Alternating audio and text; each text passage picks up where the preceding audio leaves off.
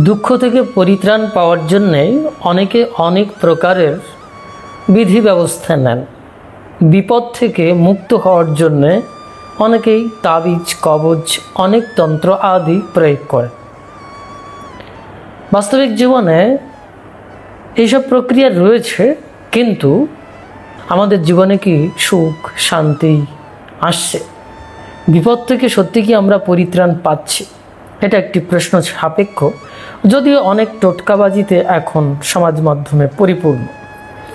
কিন্তু জীবনের যে সমাধান, সেটা কিন্তু তথাকথিত পরিভাষায় যে সমস্ত টোটকাগুলো এসেছে তার মাধ্যমে কিন্তু হতে পারে, নাও হতে পারে। তবে আমরা শতাংশে দেখি অধিকাংশটাই কিন্তু ফলপ্রসূ হয় না। এখন প্রকৃত মুক্তি, প্রকৃত দুঃখ থেকে পরিত্রাণ, প্রকৃত বিপদ থেকে রক্ষা পাওয়া যাবে কিভাবে? মানুষ এই টোটকাতে বিশ্বাসী, কিন্তু আমাদের শাস্ত্রের যে বৈদান্তিক তত্ত্ব, উপনিষদীয় তত্ত্ব, বৈদান্তিক যে ফিলসফি, যেটা জ্ঞানাত্মক, যে জ্ঞানকে লাভ করতে পারলে এই সমস্ত বিষয় থেকে মুক্তি পাওয়া যায়, সহজ কথায় পরামুক্তি লাভ করা যায়।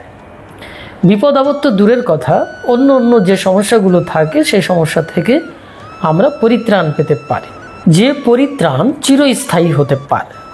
এখন আমি কিন্তু শাস্ত্রের নিগূঢ় রহস্যের কথা বলছি, যেগুলো আমাদের নিত্য জীবনে পালন করতে হয়। যদি তা না করতে পারেন, তাহলে আপনাকে বিপদ থেকে কেউ রক্ষা করতে পারে না। এটা আমার কথা নয়, স্বয়ং ভগবান শিবশঙ্কর দেবাদিদেব মহাদেবের কথা। তিনি পার্বতীকে তন্ত্রশাস্ত্রে বলছেন। তাহলে এমন কি করা প্রয়োজন যা আপনাকে রক্ষা করবে, বিপদ থেকে রক্ষা করবে, এবং যেটা নিত্য জীবনে প্রয়োজন? সুতরাং সেটা হচ্ছে কয়েকটি বিশেষ তত্ত্ব, যা ধর্মীয় দৃষ্টিকোণ থেকে উঠে এসেছে। ধর্মের 10টি অঙ্গ,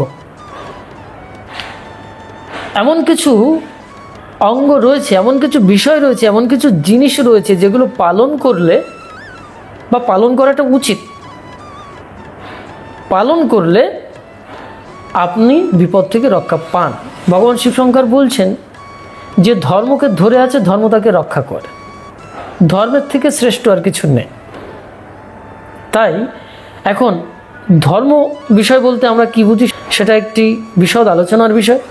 আপাত দৃষ্টিতে ধর্মের অঙ্গ কটি সেটা আমরা জেনে নিই, তাহলে পরিষ্কার হয়ে যাবে ধর্ম বলতে কি বোঝাচ্ছে। আর এই 10টি অঙ্গ যদি সংরক্ষিত হয় বা কোনো ব্যক্তি পালন করেন, তাহলে তার জীবনে এই ধর্মই তাকে রক্ষা করে। সুতরাং ধর্মের 10টি অঙ্গ আমরা প্রথমেই জেনে নিই তন্ত্রশাস্ত্রীয় সিদ্ধান্ত অনুসারে, আর মনুসংহিতার সিদ্ধান্ত অনুসারে আমি বলব। তো ভগবান শিবশঙ্কর ধর্মের 10টি অঙ্গ বোঝাতে গিয়ে বলেছেন, অহিংসা, সত্যম, অস্তেয়ম, দানম, ক্ষান্তির্দমঃ, শমঃ, অকর্পণ্যঞ্চ, শৌচঞ্চ, তপস্য পরমেশ্বরী। তাহলে এখানে আমরা 10টি জিনিস কিন্তু দেখতে পাচ্ছি। কি? প্রথমে হচ্ছে অহিংসা, তারপরে সত্য, তারপরে অস্তেয়, তারপরে দান, ক্ষান্তি, তারপরে দম, তারপরে সম, অকার্পণ্য, শৌচতা অর্থাৎ পবিত্রতা, এবং তপস্যা। আমরা এখানে এই 10টি জিনিস পেয়েছি। তো আমি পরে ব্যাখ্যা করছি। এখন একটু মনুসংহিতার যে ধর্মের 10টি অঙ্গের কথা বলা হয়েছে সেটা একটু বলে নিই, তাহলে পরিষ্কার হয়ে যাবে। ধৃতিঃ, ক্ষমা, দমঃ, অস্তেয়ম, শৌচম, ইন্দ্রিয় নিগ্রহ, ধীর, বিদ্যা, সত্যম, অক্রোধ, দশকম ধর্মলক্ষণম। এখানে আমরা 10টি ধর্মের অঙ্গ পেয়েছি। এখন তন্ত্রশাস্ত্রে ভগবান শিবশঙ্কর যে ধর্মের 10টি অঙ্গ বলেছেন, এখানে 4টের সাথে একটু পৃথক আছে। ওখানে যে 10টি রয়েছে, উহার সঙ্গে 6টির মিল রয়েছে মনুসংহিতার ধর্মের অঙ্গের 10টির সঙ্গে। যদি সূক্ষ্মভাবে ব্যাখ্যা করা হয়, তাহলে 10টায় মিল আছে, কিন্তু সামান্য পার্থক্য আছে।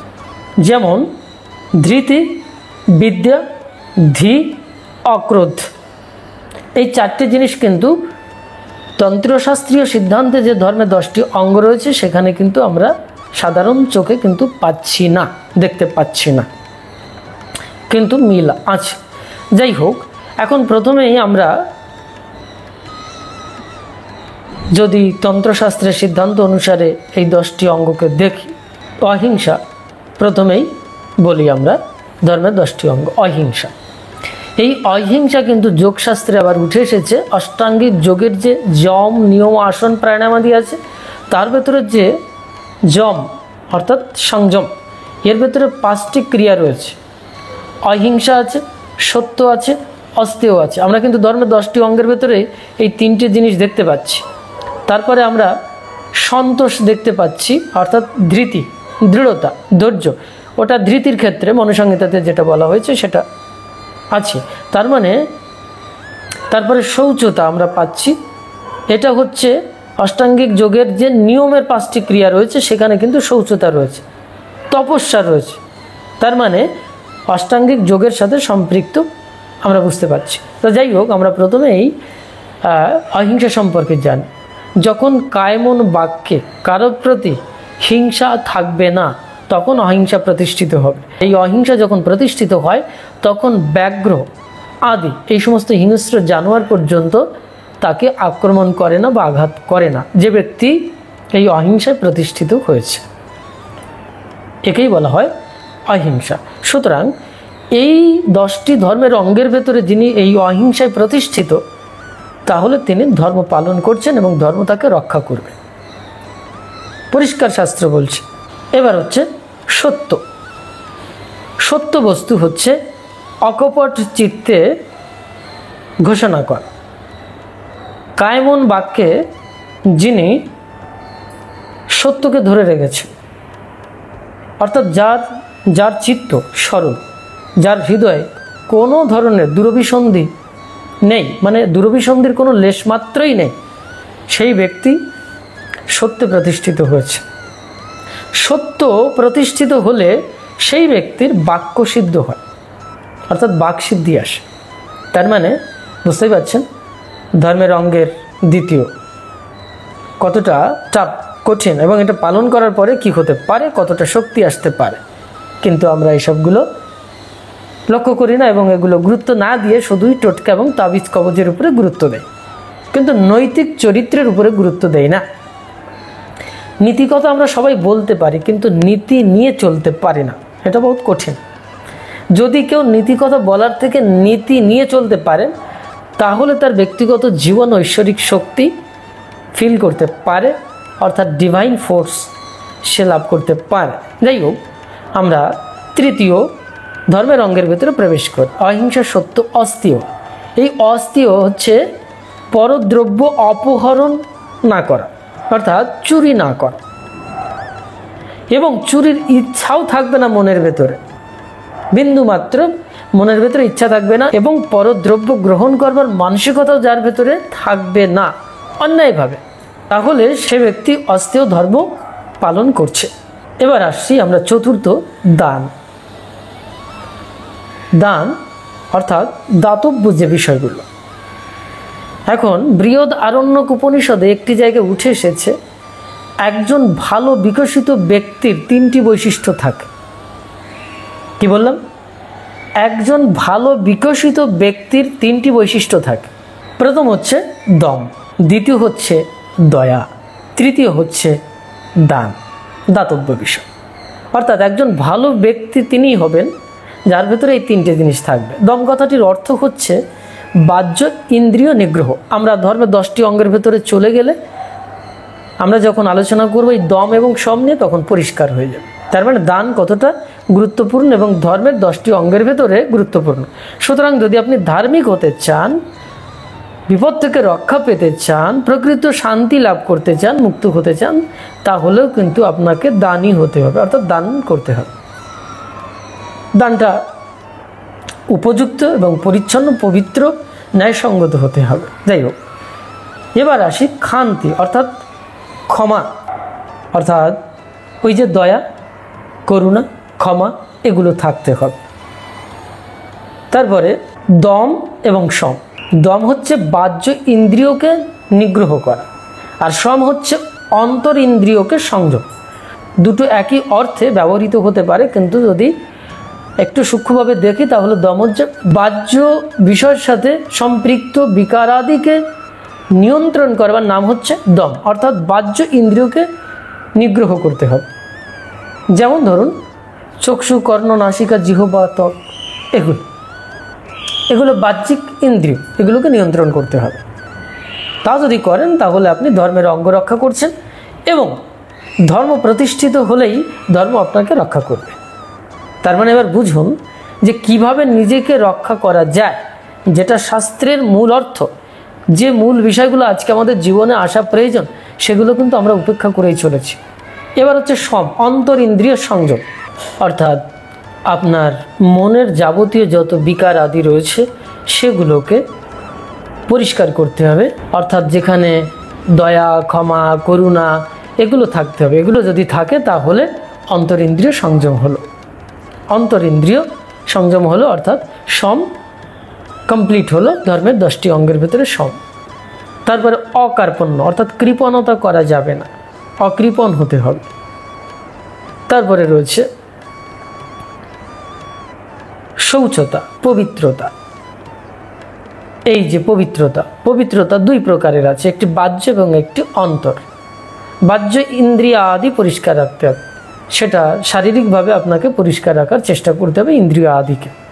আর অন্তর ইন্দ্রিয় যে শৌচতা, সেটাও ওই একই প্রকারের, যেটা হচ্ছে দয়া, করুণা, প্রেম, এগুলো থাকতে হবে ভেতরে। মানবিকতা, মনুষ্যত্ব বোধ, মানবিক মূল্যবোধ, এগুলো যদি থাকে তাহলে সেটাকে মানবিক বা মানসিক বা অন্তর ইন্দ্রিয় শৌচতা বলা হয়। এই পবিত্রতা রক্ষা করতে হবে।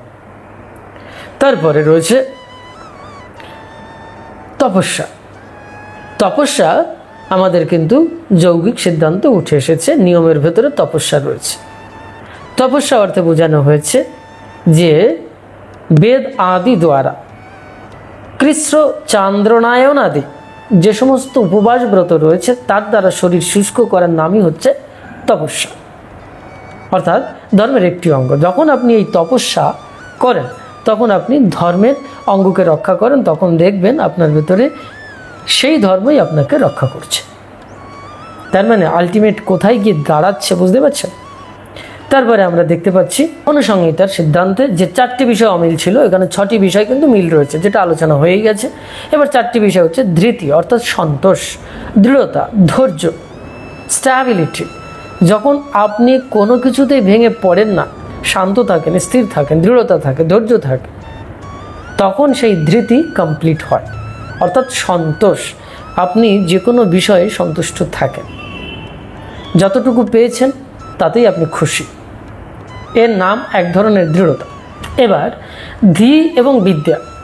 ধী মনুসংহিতার যে ধর্মের অঙ্গ রয়েছে একটি, সেটা হচ্ছে ধী। এই ধী শব্দের অর্থ হচ্ছে শাস্ত্র তত্ত্বজ্ঞান লাভ করা। আপনাকে শাস্ত্র তত্ত্বজ্ঞান লাভ করতে হবে, তাহলে ধর্মের অঙ্গ রক্ষিত হবে। তারপরে হচ্ছে বিদ্যা। বিদ্যা অর্থে এখানে আত্মজ্ঞান লাভ করা। তারপরে রয়েছে অক্রোধ, অর্থাৎ কারোর উপরে ক্রোধ না করা, অর্থাৎ ক্রোধের কারণ থাকলেও আপনি ক্রোধিত হবেন না।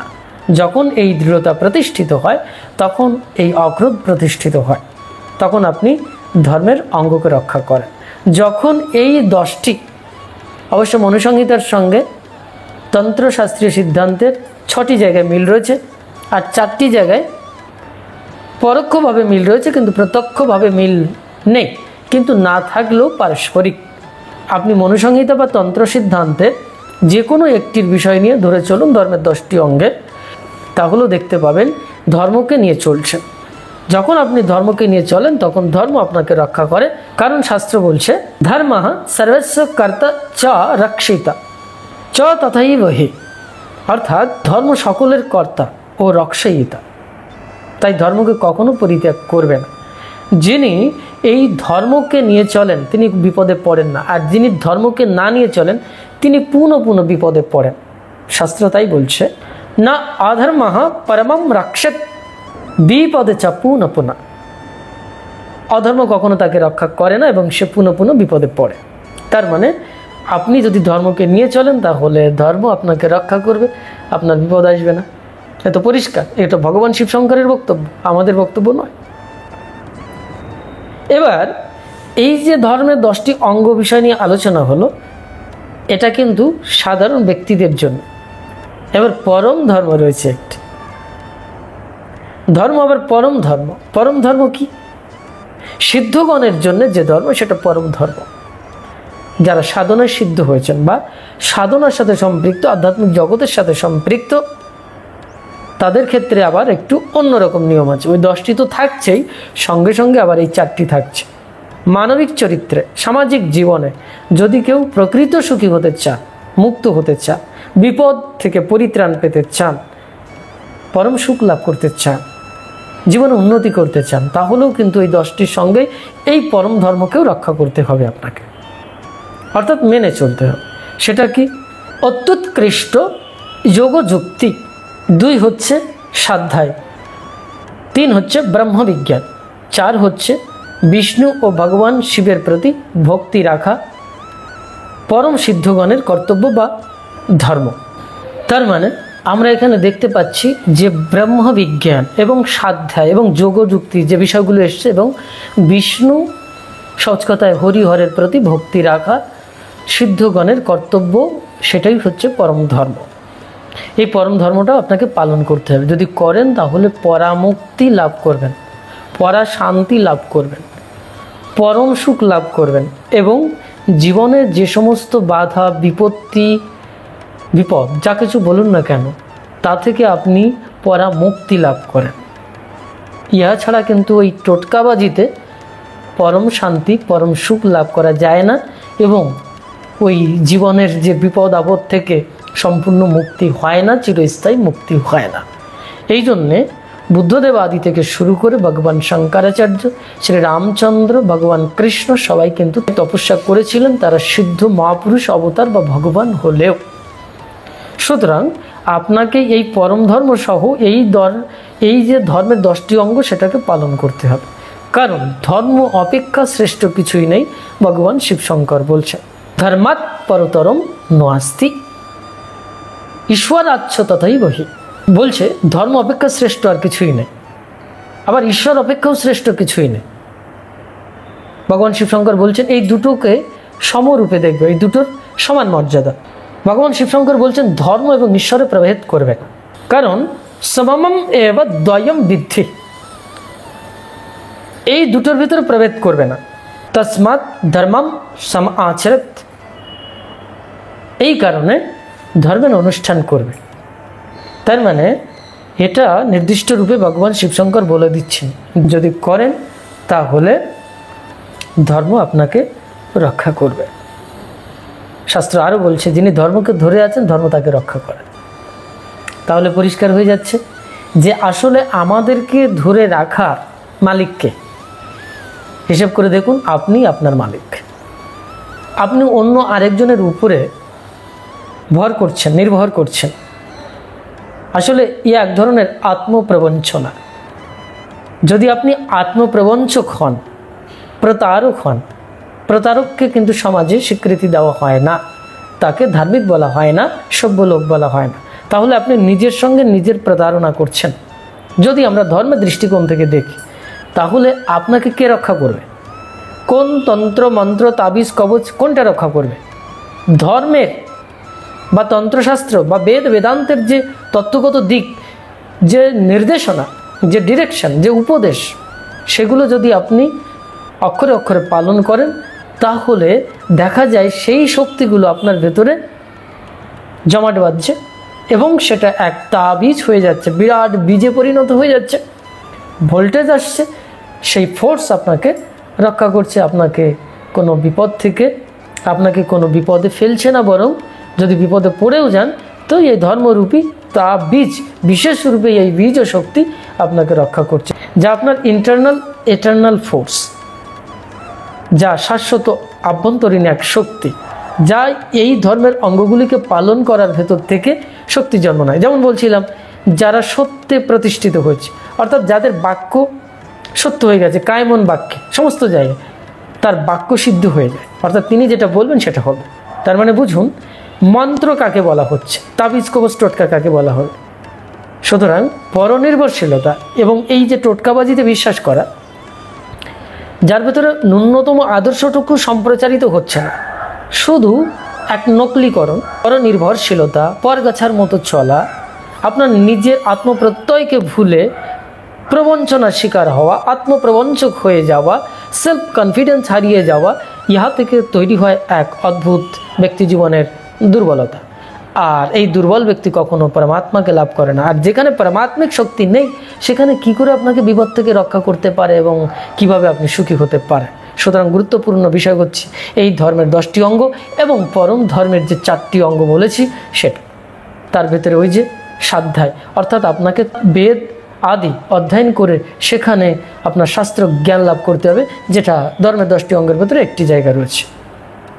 ধি, শাস্ত্র জ্ঞান লাভ করা, বিদ্যা, আত্মজ্ঞান লাভ করা, এই যে বলছিলাম ব্রহ্মবিজ্ঞান, এই আত্মবিজ্ঞান, এই আত্মজ্ঞান লাভ করা হচ্ছে ব্রহ্মবিজ্ঞান। তার মানে পরম ধর্মের ভেতরেও ওই 10টি অঙ্গের আরও দুটো আমরা এখানে পেয়ে গেলাম, মিল পাচ্ছি। সঙ্গে সঙ্গে পেয়ে যাচ্ছি হরি এবং হর, অর্থাৎ ভগবান বিষ্ণু এবং শিবের প্রতি অভিন্ন ভক্তি যদি থাকে তাহলে পরম ধর্ম সংরক্ষিত হয় এবং তা সিদ্ধগণের কর্তব্য। এটা যদি হয় তাহলে তা ধর্মরূপে আপনাকে রক্ষা করে। তারপরে একটি প্রথমেই গুরুত্বপূর্ণ বিষয় পরম ধর্মের ভিতরে হচ্ছে যোগ যুক্তি, অত্যুৎকৃষ্ট যোগ যুক্তি, অর্থাৎ যোগের সাথে সংযুক্ত থাকতে হবে। যোগ কথাটির অর্থ বললে অনেক দূর চলে যাবে। আপাতত আমরা যে অষ্টাঙ্গিক যোগ বুঝি সেটা বুঝলেও চলবে। অষ্টাঙ্গিক যোগের সাথে সম্পৃক্ত থাকতে হবে ওই যে যম, নিয়ম, আসন, প্রাণায়াম, প্রত্যাহার, ধারণা, ধ্যান, সমাধি। বুঝতে পারছেন? অ্যাটলাস সমাধিতে, অর্থাৎ অত্যুৎকৃষ্ট যোগ বলছে যখন পরম যোগ, এর সাথে যখন যুক্ত হয়ে যাবে তখন সে ব্যক্তি মুক্ত হয়, সঠিক ধর্ম হয় এবং সেই ধর্মই তাকে প্রতিনিয়ত রক্ষা করে। আর এই ধর্ম অপেক্ষা শ্রেষ্ঠ আর কিছুই নেই। অর্থাৎ তাবিজ কবচ টোটকাবাজি যা বলুন, ইহার অপেক্ষা আর শ্রেষ্ঠ কিছুই হতে পারে না। তবে আমি সাধারণ যে টোটকা ফোটকা যারা দেন তাদেরকে অসম্মান না করেই বলবো, সম্মান করেই বলবো, তার ভেতরে যে আবিধানিক, আলংকারিক, মর্মার্থ, ভাবার্থ, প্রকৃত দর্শন তত্ত্ব সেটাও যেন সঠিকভাবে সম্প্রচারিত হয়। মানুষের বিবেক, মানুষের চেতনা, মানুষের আত্মবিশ্বাসকে নিয়ে যেন প্রবঞ্চনা না করা হয়, তাহলে সেটা হবে সমাজের সবথেকে ক্ষতিকারক দিক, আর সেটা হবে সবথেকে বড় অধর্ম। আর এই অধর্ম সমাজে প্রতিষ্ঠিত হলে যারা দিচ্ছেন, সম্প্রচার করছেন, আর যারা নিচ্ছেন, উভয় পক্ষই বিপদে পড়বে।